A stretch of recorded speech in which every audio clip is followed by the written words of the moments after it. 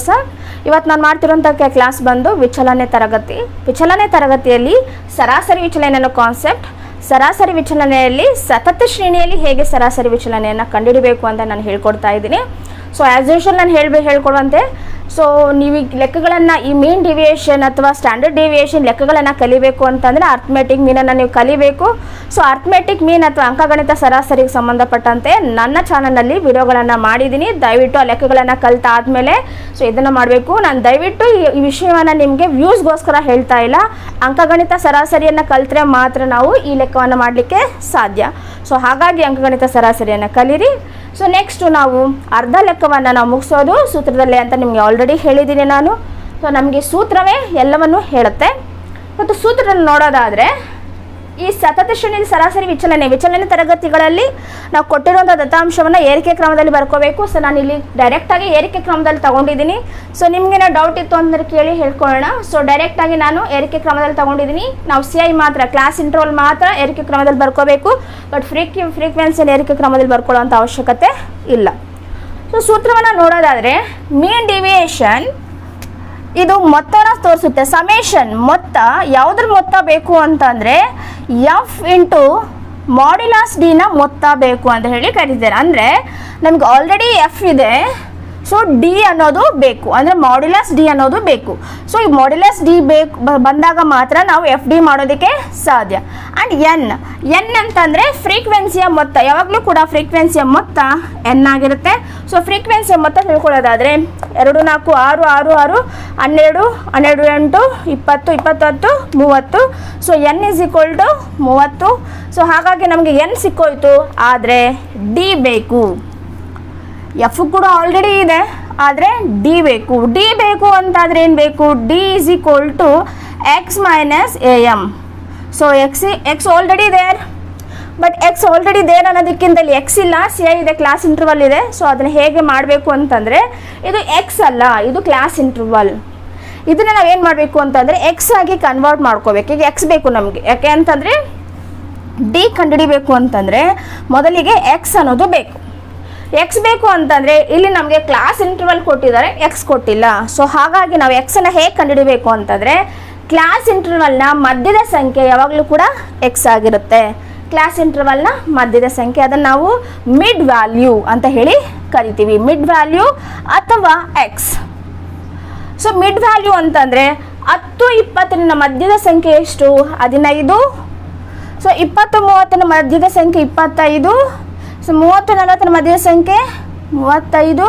40 50 ಮಧ್ಯದ ಸಂಖ್ಯೆ 45. 50 60 ಮಧ್ಯದ ಸಂಖ್ಯೆ 55. ಸೊ ನಮಗಿಲ್ಲಿ x ಅನ್ನೋದು ಸಿಕ್ಕಾಯ್ತು. ಸೊ x ಕೆಲಸ ಮುಗಿದ ಮೇಲೆ ನಾವು ಬೇಕಾಗಿರೋದು ಏನು ಅಂತಂದರೆ, ನೆಕ್ಸ್ಟ್ AM ಅನ್ನು ಕಂಡುಹಿಡಿಯಬೇಕು. AM ಅನ್ನು ಕಂಡುಹಿಡಿಬೇಕು ಅಂತ ಅಂದರೆ, ಸೊ AM ಇಲ್ಲಿ ಮಾಡ್ತೀನಿ ನೋಡಿ. AM = summation fx. summation fx by n. summation of fx. fxನ ಮೊತ್ತ ಬೇಕಂತೆ. F already there. Fನ ಬರ್ಕೊಳ್ಳೋಣ. 2 4 6 8 10 ಇಂಟು x. ಇವಾಗ ಕಂಡುಹಿಡಿದ್ವಲ್ಲ mid value, it is called ನಾವು ಮಿಡ್ ವ್ಯಾಲ್ಯೂ ಆರ್ x ಅನ್ನು ಬರ್ಕೊಳ್ಳೋಣ. 25 35 45 and 55.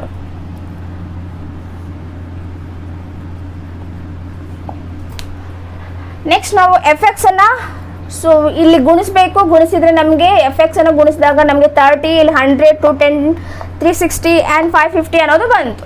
After that summation fx ಅನ್ನು ಮಾಡಬೇಕು. ಸಮೇಷನ್ fx ಏನು ಮಾಡಬೇಕು? ಸೊ ಇವೆಲ್ಲವನ್ನು ಕೂಡಿದಾಗ ಸಮೇಷನ್ fx ಅನ್ನೋದು ಸಿಕ್ತು. ಸೊ ನಮಗೆ AMಗೆ ಕಂಡುಹಿಡಿಯಬೇಕು ಅಂತಂದರೆ summation fx by n. Summation fx 1250 ಬಂದಿದೆ, n 30 ಬಂದಿದೆ. ಸೊ ಎರಡು ಭಾಗ ಮಾಡಿದಾಗ ನಮಗೆ 41.6 ಬಂದಿದೆ. This is called AM. ಈ AM ಅನ್ನು ನಾವು ಈ ರೀತಿಯೂ ಬರೀಬೋದು. x ಬರೆದು ಮೇಲೆ ಒಂದು ಗೀಟ್ ಹಾಕಿದರೂ ಕೂಡ ಅದು ಕೂಡ AM ಅಂತಲೇ ಕನ್ಸಿಡರ್ ಆಗುತ್ತೆ. ಸೊ ನೆಕ್ಸ್ಟ್ ಇವಾಗ AM ಸಿಕ್ಕಿದೆ, ನಾವು ಇವಾಗ ಏನು ಕಂಡುಹಿಡಿಬೇಕು ಅಂತಂದರೆ ಮಾಡ್ಯುಲಸ್ D. ಮಾಡ್ಯುಲಸ್ D ಅನ್ನು ಕಂಡುಹಿಡೋದು ಹೇಗೆ ಅಂತಂದರೆ, ಮೊದಲಿಗೆ x - AM. x ಎಷ್ಟು? ಇವಾಗ x 15, ಇಲ್ಲಿ 25 35 45 ಆ್ಯಂಡ್ 55. ಸೊ ಎ ಎಮ್ ಎಷ್ಟು ಕಂಡು ಹಿಡಿದಿದ್ದೀವಿ? ಎ ಎಮ್ 41.6 41.6 ಎಲ್ಲ ಕಡೆ 41.6 ಬರ್ಕೋಬೇಕು, ಬಿಕಾಸ್ ಅದು ಎ ಎಮ್ ಅರ್ಥಮೆಟಿಕ್ ಮೀನನ್ನು ಕಂಡು ಹಿಡಿದಿರೋದು. ಸೊ ಅದಾದಮೇಲೆ ಇದನ್ನು ಮೈನಸ್ ಮಾಡೋಣ.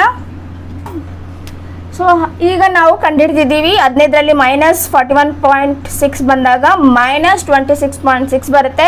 ಬಟ್ ಇಲ್ಲಿ ಮಾಡ್ಯುಲಸ್ ಡಿ ಇರೋದ್ರಿಂದ ನೆಗೆಟಿವ್ಗನ್ನು ನಾವು ತಗೊಳ್ಳಲ್ಲ, ಓನ್ಲಿ ಪಾಸಿಟಿವ್ ಅಂತ ಕನ್ಸಿಡರ್ ಮಾಡ್ತೀವಿ.